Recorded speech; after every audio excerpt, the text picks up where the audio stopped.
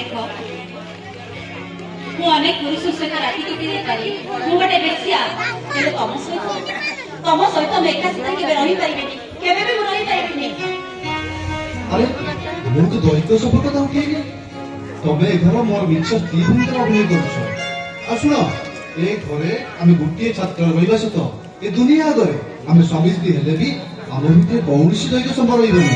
କାହିଁକି ନା ମୁଁ ମୋ ପ୍ରେମକୁ ସ୍ମୃତି କରି ସାରା ଜୀବନ ବଞ୍ଚିବାକୁ ଚାହେଁ। ଦେଖ ତମ ପ୍ରେମକୁ ଫେରାଇବା ପାଇଁ ମୁଁ ଚେଷ୍ଟା କରିବି। ମୋ ପ୍ରେମିକକୁ ହରେଇ ମୁଁ ଯେମିତି ମନେ ମନେ କୁହୁଳି କୁହୁଳି କାନ୍ଦୁଛି ସେମିତି ଟିକେ ତମର ନ ଆସୁ। କିଛି ଲାଭ ହଉନି ମନାଲିସା।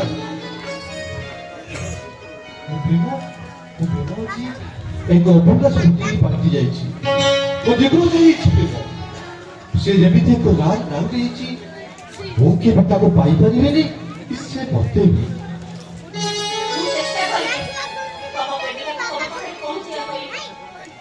ମୋ ଜୀବନଟା ଏମିତି ଖାଲି କାନ୍ଦେ ଖାଲି ରହିଯିବ।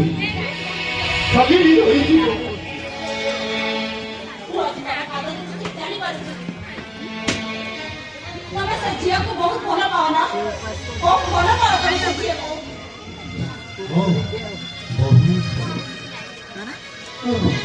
ଆଚ୍ଛା ମନାଲିସା ତମେ କଣ ତମ ଜୀବନରେ କେଉଁ ପୁରୁଷ ସହିତ କେହି ଆସିଲେ? ପୁରୁଷ ମହାପୁରୁଷ ସେ ମୋ ପରି ଗୋଟେ ବହୁଳା ଫୁଲକୁ ଯିଏ ବେକରେ କଳାର ମାଳ କରି ପିନ୍ଧିବାକୁ ଚାହୁଁଥିଲି ହେଲେ ମୁଁ କିନ୍ତୁ ଚାହୁଁନଥିଲି। ସିଏ ସିନା ମତେ ବେକରେ ମାଳ କରି ପିନ୍ଧିକି ଗର୍ବ କରିବେ ହେଲେ ମୁଁ ମୋ ଜୀବନ ସାରା ସେଇ ଅନୁତାପ ନିଆଁରେ ଜଳି ଜଳି ମରିଯିବି। ଆଚ୍ଛା ସେ ମହାପୁରୁଷଙ୍କ ମୋ ସାନ ଭାଇ ମାନୁ ନୁହେଁ ତ? ଆପଣଙ୍କ ଭାଇ ଆପଣ କେମିତି ଜାଣିଲେ? ସେ ସବୁବେଳେ ତମ କଥା କହେ ଆଉ ମୁଁ ତମକୁ କେବେ ତାକୁ ଦେଖିନି କି ଜାଣିନି। ସେଦିନ ତୁମେ ଦୁଇ ଜଣ ପରସ୍ପର ମୁହଁ ମୁକାବିଲା ହେଇସାରିଲା ପରେ ମୁଁ ତମ ସେ ମୁହଁରୁ ଜାଣିପାରିଲି ସିଏ ହିଁ ତମର ପ୍ରକୃତ ପ୍ରେମିକ। ଯାହା ହଉ ମୋ ମନୁ ଏତେ ଦିନ ପରେ ଆଉ କାହାର ହାତ ଧରି ନୂଆ କରି ଘର ସଂସାର କରିବାକୁ ଯାଉଛନ୍ତି ସେଥିପାଇଁ ମୁଁ ବହୁତ ଖୁସି। ମନାଲିସା ତମେ ମାନୁର ପ୍ରେମିକା ଏତେ ଖୁସି ହେଇପାରୁଛ କେମିତି? ମୁଁ ସିନା ମାନୁକେ ଏ ଜନ୍ମରେ ମୋ ସ୍ୱାମୀ ରୂପେ ପାଇପାରିଲିନି ହେଲେ ଠାକୁରଙ୍କୁ ଡାକୁଛି ହେ ଠାକୁରେ ସାରା ଜନ୍ମରେ ଯେମିତି ସ୍ୱାମୀ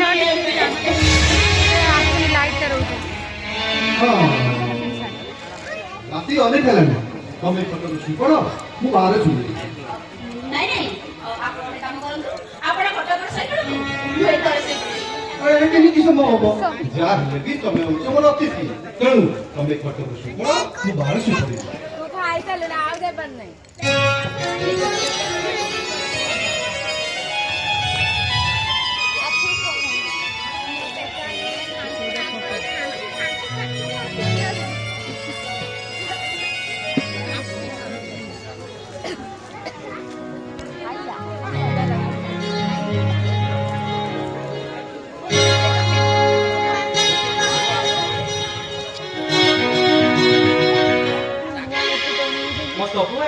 ଏବେ ବି ତୁମକୁ ଜୀବନଠୁ ଭଲ ପାଏ। ସେଦିନର ତମର ସବୁ କାହାଣୀ ଶୁଣି ସାରିଲା ପୂର୍ବରୁ ମୁଁ ଠିକ ଅନୁମାନ କରିସାରିଥିଲି ତୁମେ ଯେଉଁଦିନ ଦୁହେଁ ଦୁହିଁକୁ ଦେଖି ଚମକ ଉଠିଲ। ଏ କାହାଣୀ ଗୁଡାକ ସବୁ ଶୁଣିଲା ବେଳକୁ ମୋ ମୁଣ୍ଡ ଭିତରଟା ଖାଲି କଣ ହେଇଯାଉଛି।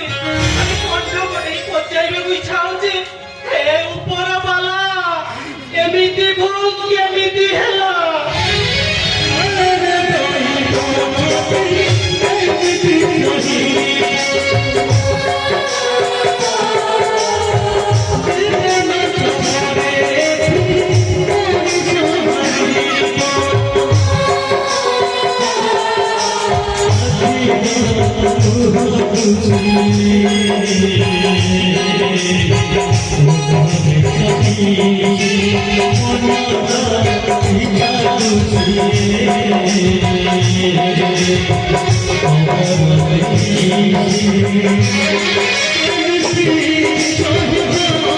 You